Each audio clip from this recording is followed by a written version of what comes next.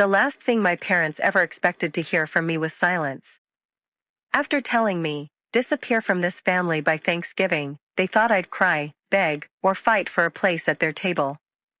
Instead, I looked them in the eyes and replied with one sentence.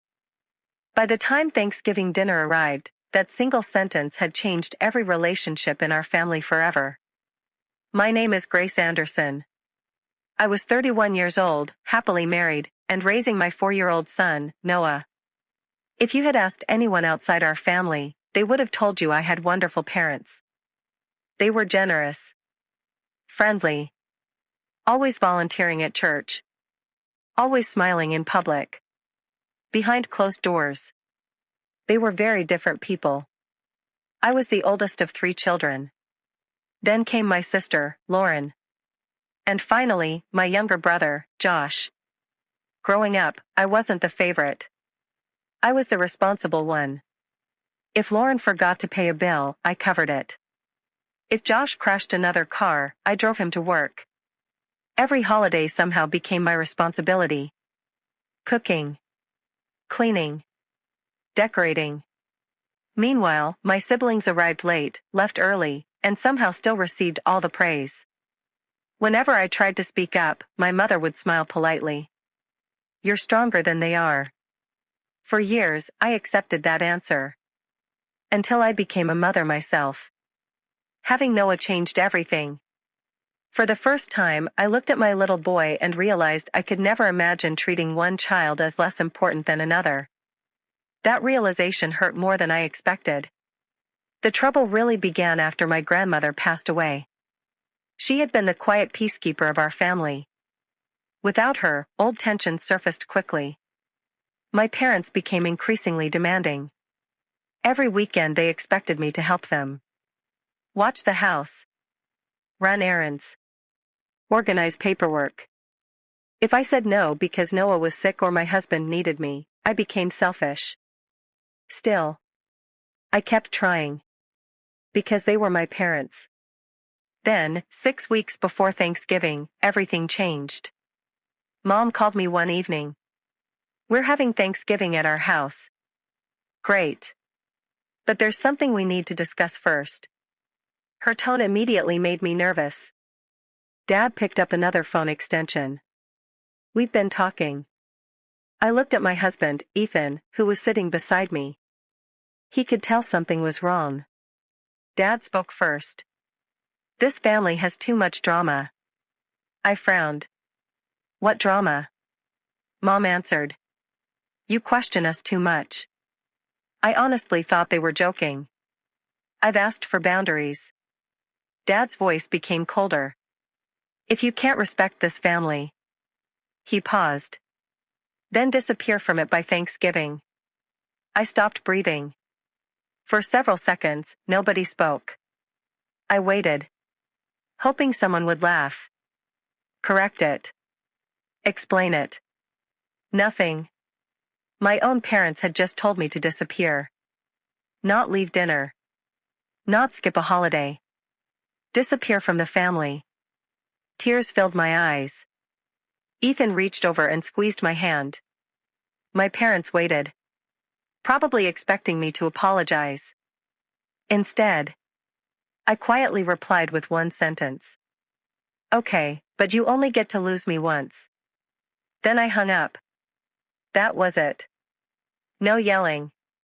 No insults. Just one sentence. For the first time in my life, I chose peace over pleading. The following days were strangely quiet. No calls. No texts. Nothing. My siblings didn't contact me either. Apparently everyone believed I'd come crawling back before Thanksgiving. I didn't. Instead, I spent time with Noah. We baked cookies. Decorated our home. Started new traditions. For the first time in years, the holidays felt peaceful. Then came twist number 1. About 2 weeks later, my Aunt Melissa called. She sounded confused. Grace, why aren't you coming for Thanksgiving? I quietly explained what happened. She went silent. Then she whispered. Your parents told everyone you refused to come because you think you're better than the family. I closed my eyes. Of course they did. They hadn't told relatives they kicked me out. They changed the story first, trying to protect their image. Luckily, my aunt believed me, because she'd watched the favoritism for years. I always wondered when you'd finally stop accepting it, she admitted. That conversation changed everything. Within days, several cousins reached out. Then another aunt. Then my uncle. Piece by piece, people started comparing stories. Apparently, I wasn't the only one who had been quietly manipulated over the years. Then came twist number 2. 3 days before Thanksgiving, my younger brother Josh appeared at my front door. He looked exhausted. I need to tell you something. He confessed that our parents planned to make a dramatic announcement during Thanksgiving dinner. They intended to publicly declare that I had chosen to leave the family. That way, nobody would ever question them again. Josh looked ashamed. I was supposed to support their story. What changed? He looked at Noah, who was coloring at the kitchen table. I imagined someone treating my future kid the way they treated you. He couldn't do it. For the first time in his life, my brother chose honesty. Thanksgiving morning finally arrived. Instead of driving to my parents' house, Ethan, Noah, and I stayed home. We cooked together, laughed together, watched the Thanksgiving parade. Around 4 o'clock, my phone exploded. Missed calls, texts, voicemails. Apparently something had happened. Later that evening, Aunt Melissa filled me in. Everything fell apart during dinner. Just as my father stood to announce that I had abandoned the family, Josh interrupted him. No. The room became silent. Then my brother told everyone the truth. Every word. The phone call. The ultimatum. The sentence. The manipulation. Nobody expected it. Especially my parents. Relatives started asking questions. Hard questions. Why would you tell your daughter to disappear? Why lie about it? My parents couldn't keep their story straight. One excuse contradicted another. The room became uncomfortable. People quietly left early. The Thanksgiving they tried so hard to control collapsed before dessert. The climax came the next morning. There was a knock on my front door. It was my father. Alone. For a moment, neither of us spoke. Finally he sighed. You embarrassed us. I almost laughed. You told me to disappear. His jaw tightened. You took it too literally. No. I looked him directly in the eyes. I took it exactly as you said it. He didn't answer. Because there was nothing left to say. Then I quietly repeated the sentence I'd spoken weeks earlier. You only get to lose me once. This time, he understood what it meant. Not revenge. Not punishment. A consequence. The relationship they threw away wasn't something they could simply demand back.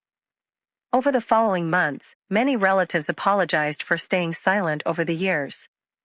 Some admitted they noticed the favoritism but didn't want conflict. Others simply said they wished they'd spoken sooner. As for my parents, they eventually wrote letters. Long letters. Apologizing. Explaining. Trying to rebuild what they had broken. I accepted their apology. But forgiveness and trust aren't the same thing. Trust has to be earned. Today, our relationship exists with firm boundaries. My son grows up surrounded by people who genuinely celebrate him. Not people who use love as a reward for obedience. Sometimes I think back to that phone call. To the moment my own parents told me to disappear. Years ago, I would have begged to stay. I would have apologized for things I never did. I would have sacrificed my peace just to keep my place in the family. But becoming a mother changed me. Because one day Noah will learn how people should treat him. And he'll learn it by watching what I accept. My parents said, disappear from this family by Thanksgiving. They expected tears, arguments, desperation. Instead, I answered with one sentence. Okay, but you only get to lose me once. In the end, I didn't disappear from the family. I simply disappeared from the version of it where my love was expected, but never returned. And that became the most peaceful Thanksgiving of my entire life.